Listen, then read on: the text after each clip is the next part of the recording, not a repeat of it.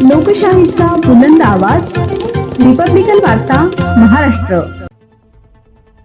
अखिल भारतीय आदिवासी सेनेचे एक दिवसीय राज्य अधिवेशन घोटीत संपन्न.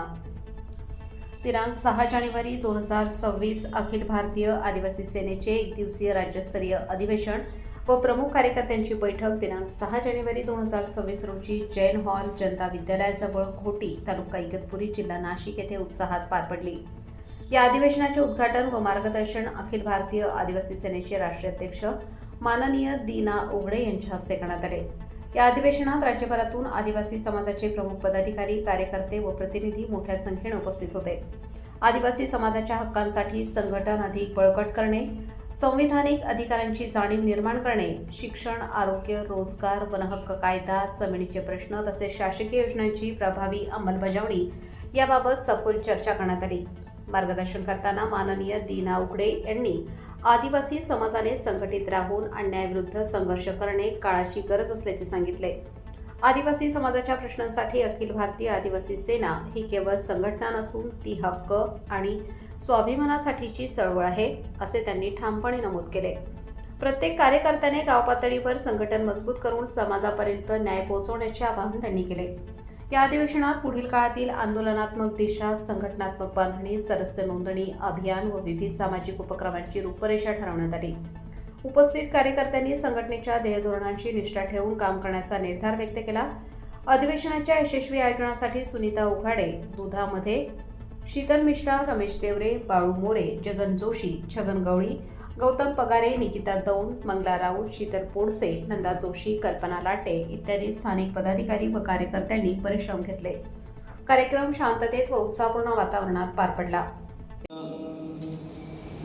विचार आहे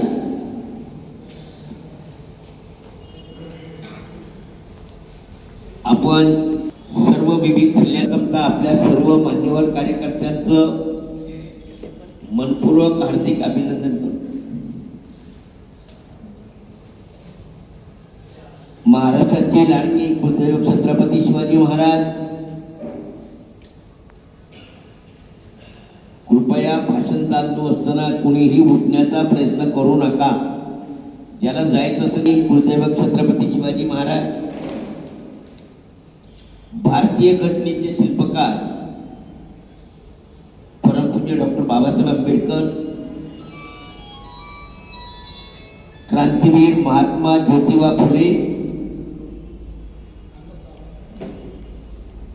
या मंचावर असलेल्या अखिल भारतीय आदिवासी सेनेच्या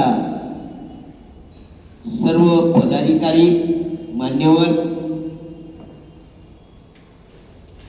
समोर बसलेले सर्व पदाधिकारी, उपस्थित बंधू,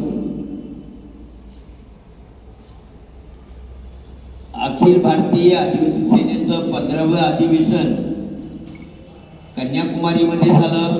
ते राष्ट्रीय अधिवेशन होतं.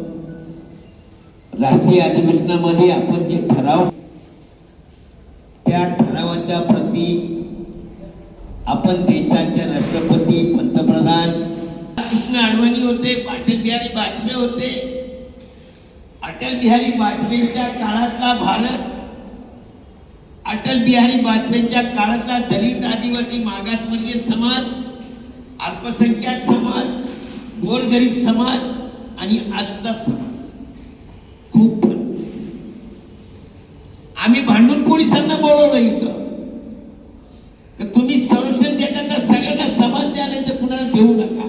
आम्ही आता महामार्गावर जातो फडणवीसला विचारायला, ते गृहमंत्री आहे की या महाराष्ट्रातला कायदा सुद्धा फक्त भांडवलदारांसाठी आहे का, श्रीमंतांसाठी आहे का, आदिवासींसाठी नाही का, गरिबांसाठी नाही का, गरीब खुदाऱ्यांसाठी नाही का? याच्या गाड्याच्या गाड्या लुटपुटी काम करत फिरले असतात. ही कुणाचं प्रतीक? हा भेदभाव का? ही तुमची ससेमिरा का? आणि म्हणून आपण ठरवलं होतं की या घोटी पोलीस स्टेशनच्या निष्क्रिय कामाचा निषेध म्हणून आपण महामार्ग अडवणार होतो की राज्याच्या सरकारकडे विचारणार होतो. एक संधी देतो घोटी पोलीस स्टेशनला या वेळेला. समारोप करताना एक शेवटचा संदेश देतोय. अखिल भारतीय आदिवासी सेनेच्या बाबतीत सर्व पक्ष मित्र पक्ष आहेत. मग तो भारतीय जनता पार्टी असेल, शिवसेना असेल, बाळासाहेब ठाकरे असेल, मनसे असेल, सगळे पक्ष आपले मित्र पण आहे. तत्वानं ते आपल्या पुढचे पण आहे. जे आपल्या तत्वानं राहील तो आपला मित्र.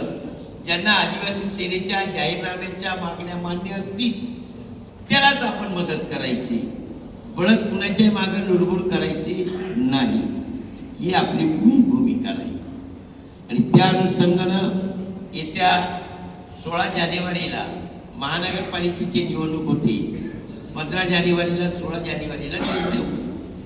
17 तारखेला जिल्हा परिषद पंचायत समितीच्या बाबतीमध्ये आपण निर्णय घेऊ पुढची भूमिका काय राहील. तेव्हा महानगरपालिकेच्या बाबतीमध्ये शक्यता आहे 10 तारखेला नाशिकला बैठक होईल. नाशिकला 10 तारखेला बैठक होईल महानगरपालिकेच्या बाबतीमध्ये. आणि 10 तारखेला एखाद्या वेळेला हॉटेल वैशालीमध्ये आपली मिटिंग होईल. हॉटेल वैशालीमध्ये 10 जानेवारीला मिटिंग होईल.